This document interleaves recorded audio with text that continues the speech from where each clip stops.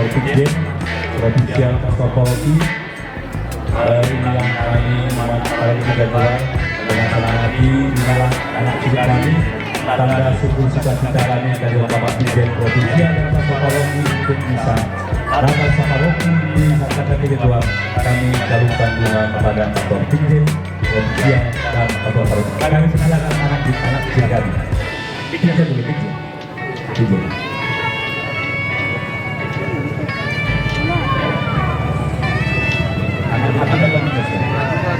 Ya, kepada ofisial pimpinan kami, untuk saudara ketua, kami pastor di Paroki Sangkata Karya 3. Terima kasih. Dan juga ofisial pastor paroki kami yang setia selalu mendirikan di Paroki Sangkata Karya 2.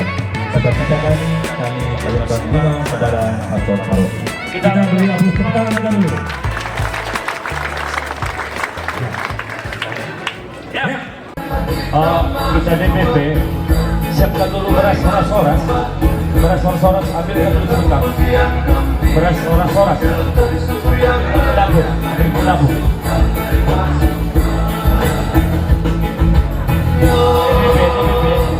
DPP, mantap. Tolong dulu.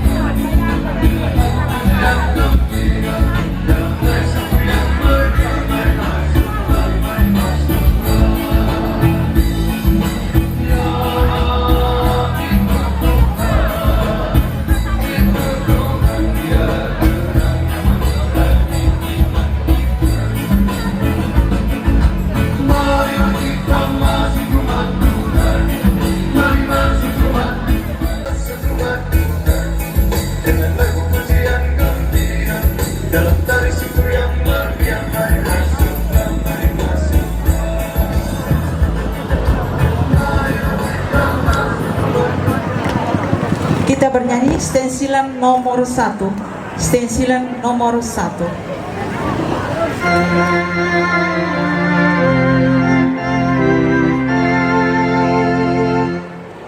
Yesus selamat datang, hari lahirmu lama ditunggu umat dengan rindu.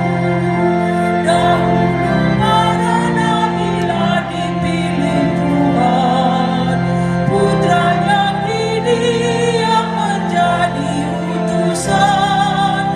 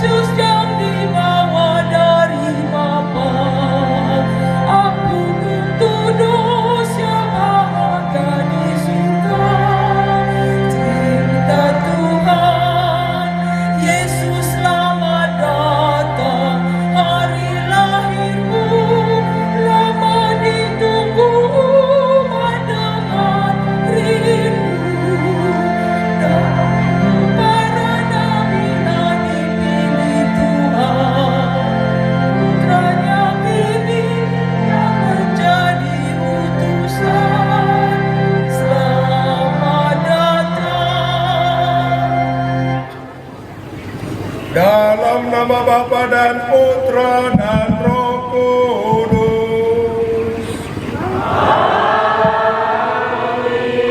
Semoga rahmat Tuhan kita Yesus Kristus, cinta kasih Allah, dan persatuan Roh Kudus bersamamu.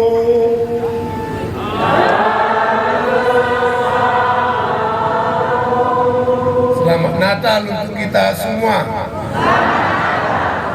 Bapak Ibu, saudara-saudari terkasih, bertepatan dengan pesta keluarga kudus Yesus, Maria, dan Yosef, kita semua umat paroki Santa Katarina Johar ini, 3 Johar, merayakan Natal bersama, sekaligus melaksanakan pelantikan pengurus perbapaan separoki. Saudara-saudari, Yesus Kristus lahir sebagai manusia, dibesarkan oleh ibu bapanya, yaitu Maria dan Yusuf. Keluarga Nazaret menjadi keluarga yang bersatu dan damai karena Tuhan Yesus sendiri yang mempersatukan dan menghangatkan hidup keluarga itu. Kita berharap semoga keluarga Katolik mendapat butir mutiara seperti keluarga Nazaret dan mampu meneladan mereka. Hari ini juga kita mau menutup program Fokus Pastoral 2022 Keluarga Sumber Panggilan. Kiranya dari keluarga-keluarga kita bertumbuh subur orang-orang yang mendengarkan panggilan Allah untuk menjadi imam, menjadi biarawan, biarawati. Saudara-saudari, marilah mengakui dosa-dosa kita supaya kita layak merayakan misteri suci ini. Saya mengaku pada Allah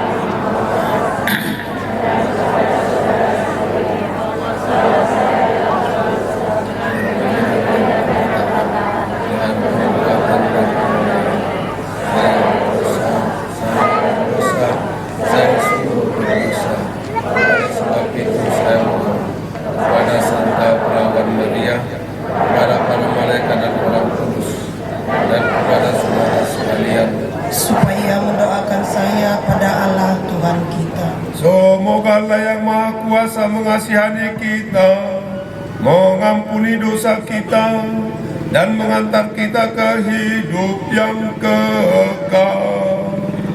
Amin. Kebaikan yang ditujukan kepada Bapa tidak akan terlupakan. Sebaliknya, akan diperhitungkan sebagai silih atas segala dosamu. Demikianlah sabda Tuhan.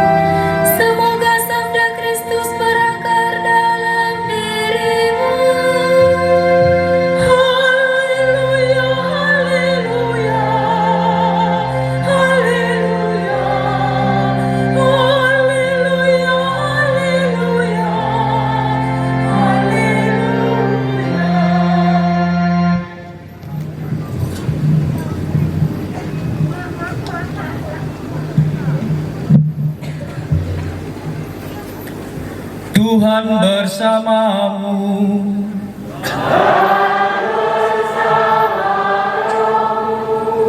Inilah Injil suci menurut Matius.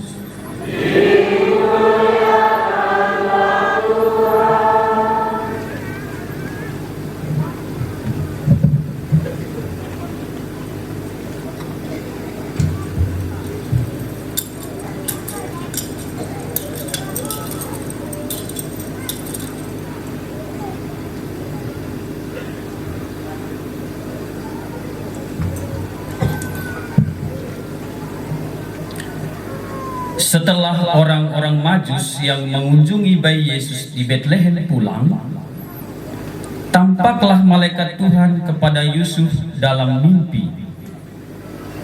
Malaikat itu berkata, "Bangunlah, ambillah anak itu serta ibunya.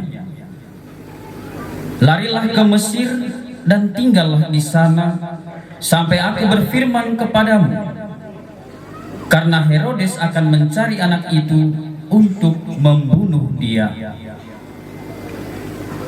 Yusuf pun bangun, diambilnya anak itu serta ibunya malam itu juga, lalu menyingkir ke Mesir dan tinggal di sana sampai Herodes mati.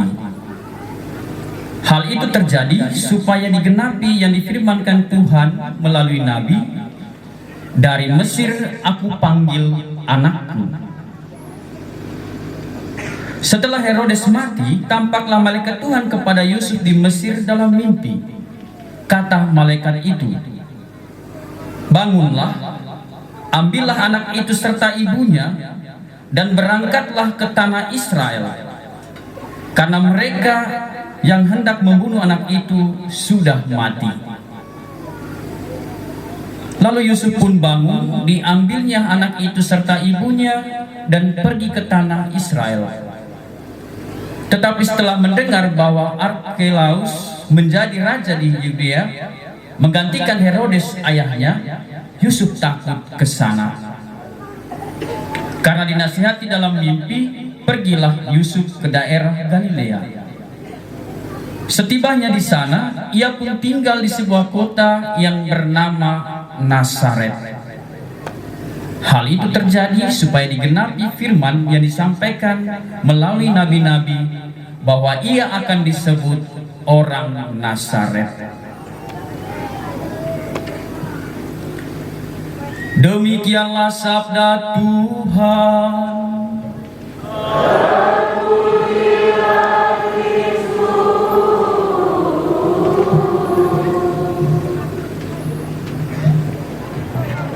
Saudara-saudari terkasih, ada beberapa cerita kuno yang sudah tua yang menyertai kisah Injil hari ini, kisah pelarian Yusuf yang membawa Maria dan anak itu ke Mesir.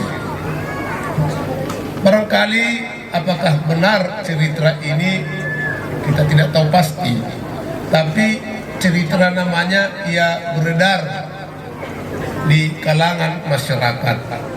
Ada 3 cerita pendek, biar saja saya bercerita ya. Yang pertama itu dikatakan begini: di kalangan para orang-orang yang menantang, melawan kekristenan,